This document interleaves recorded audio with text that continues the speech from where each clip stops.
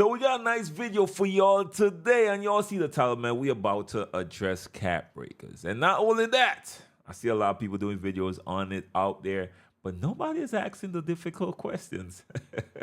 So we got a lot in store for y'all, man. So without further ado, I need y'all to grab yourself that brew and let's get to the info.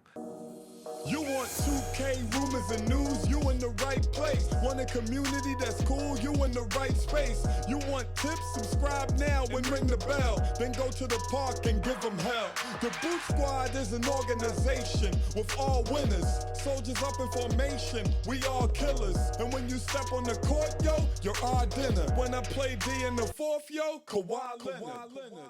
So you don't know. Your boy Brutal sim on the scene, wicked and mean, with a next video for y'all, man. So y'all know what it is by now. Take some time out, let some people like up the video. Definitely help the channel out, because everybody gonna always put y'all up on game and keep y'all up to date on everything in the 2K community. So we're gonna start this off by, of course, going to the courtside report and find out what cap breaker is. And of course, I'm gonna go and show y'all, because we got a few explanations as well. I think the devs did do a Q&A to try to break it down as well. So we're gonna cover all that in this video, and then we're gonna get to the most difficult question that a lot of people just don't want to ask in the 2K community. So anyways, let's get straight to the courtside report. And they said, last but not least, we're excited to introduce cap breakers in NBA 2K25. We saw the community feedback that players want a way to not only increase attribute ratings above their max potential cap set at build creation, but also have those ratings contribute towards animations, badges, and takeover attribute requirements. That's exactly what cap breakers do. For example, let's say your ball handling attribute max out at 85. You can apply 2 cap breakers to play with an 87 ball handling rating, and also unlock access to animations, badges, or takeover that require an 87 ball handling. Does that mean we're gonna get some badges and stuff at an 87? Who knows? But anyways, let's continue on. There are a few restrictions to ensure a balanced gameplay experience. Each attribute can be increased a maximum of +5 above its cap.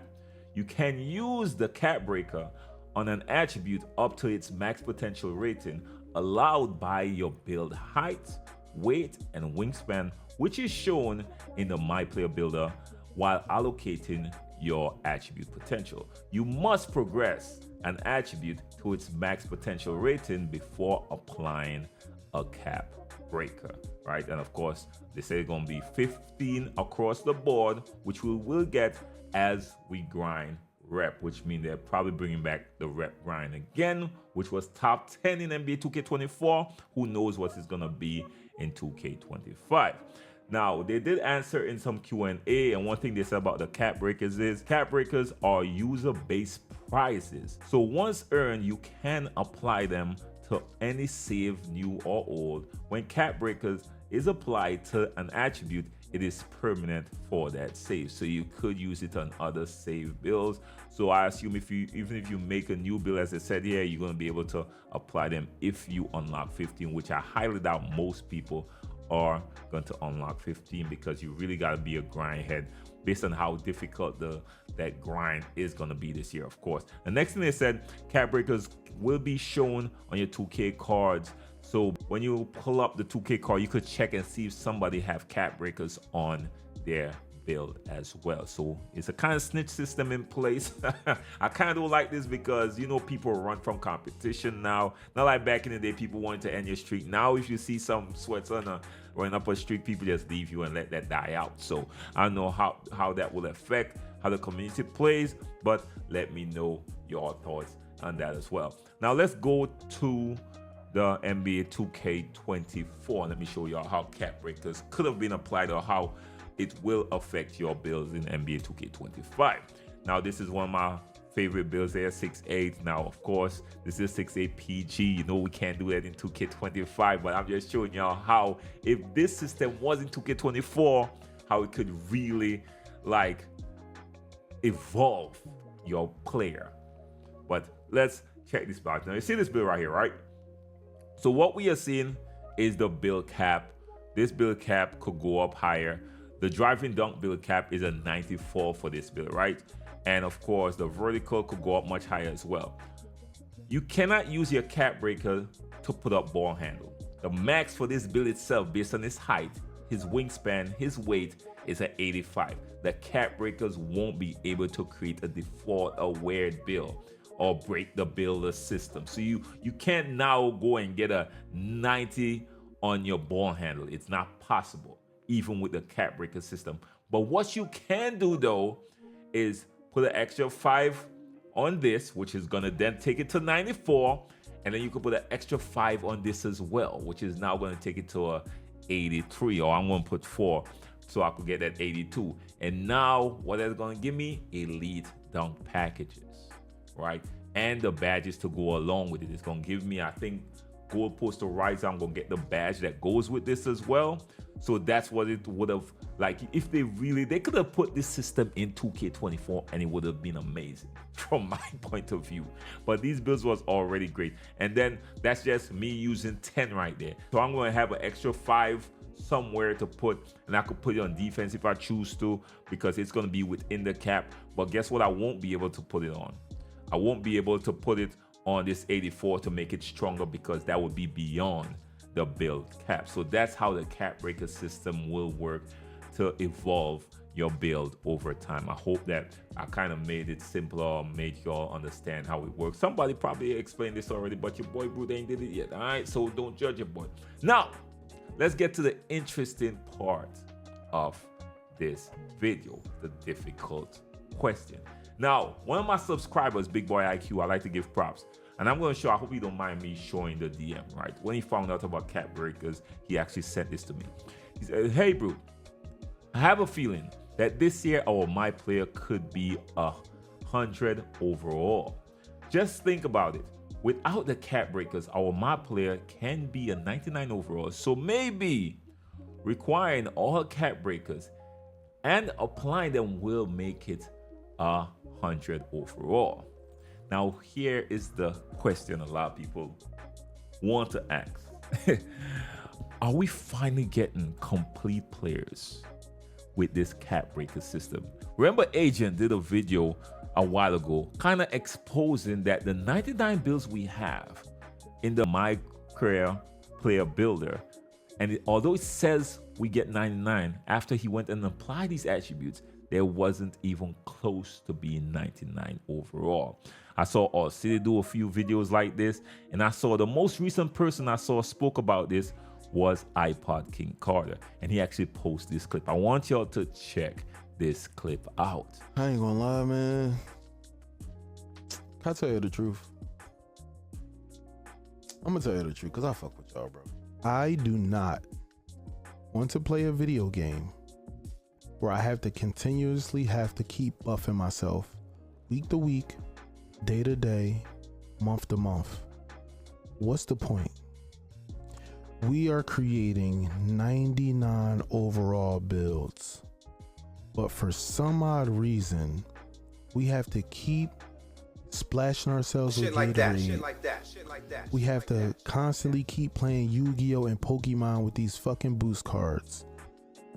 And now we have to constantly go to Chris Brickley and constantly go to the Lethal Shooters gym in order to be 100% truly ourselves. This is what I want everybody to do when you stop watching this stream. If you deleted the game, download the game back. I want you to go on the NBA 2K24 and I want you to go to any player and create a roster, any player on NBA roster, look at their attributes, take pictures, and put them onto any My Player Builder that you can. And then you tell me what your overall is compared to their overall once you're done. We are not complete. We have not been complete for a very long time. I said this many years ago that there wasn't any reason to tie in their like attributes mixed with awareness, mixed with tendencies and stuff like that. 2K should allow us to control a lot of that, but 2K has still decided to give us a regression system where they used to regress our overalls. Now they're regressing our badges. We are never completely 100% the players that we want to be with these builds. And when I continuously tell you that 2K needs to change things on the consumer side, as far as a 2K VC vault where your VC follow you year to year, an item and clothing locker room where your locker can be moved on to the next game from all the items that you paid for with VC that you've earned or VC that you spent your money on. At least give us that, because they are breaking our pockets on builds that are never truly complete year to year.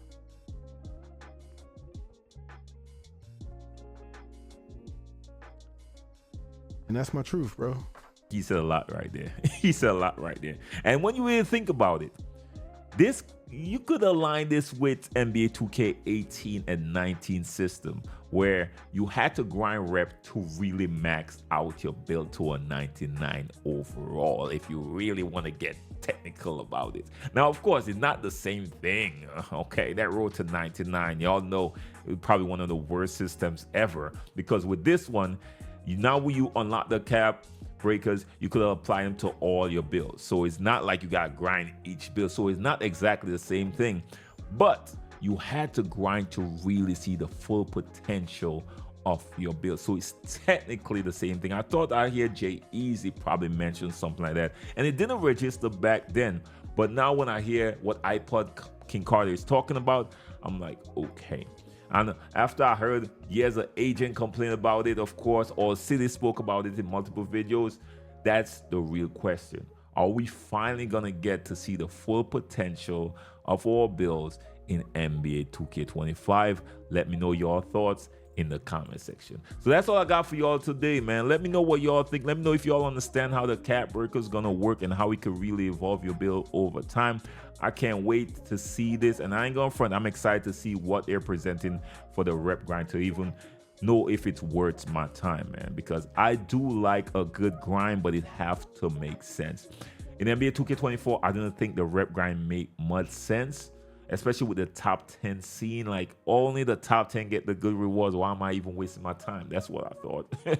That's what I thought. So eventually I got to Veteran 2, but that's just me, by me just playing minimum, my minimum time while I stream. It's gonna be interesting to see what approach they take with this whole cap breaker thing, but I'm here for it, man. And imagine, it's gonna take a while to reach that mountaintop, but if you reach that mountaintop, bro, yeah, that your build's gonna be different. And the next thing too is this: the builds that you create early. I would advise people to not necessarily create too many builds, because after a while, knowing that you have these available cap breakers, now you won't create builds with just the potential just gonna be endless when it comes to creating builds. Let me know what it is. I know I said a lot there, but I am really excited for this cap breaker thing, to see how it works and how it will impact your player. And as soon as this game drops, I advise y'all to go and do the same thing that Agent and of course Aussie did, and plug in the player attributes and see what the overall is, man. Let us know if it's close to a 99 or closer to an 80 something like iPod said, man. Anyways, y'all, till next time, how blessed one. Be safe out there, y'all. Peace.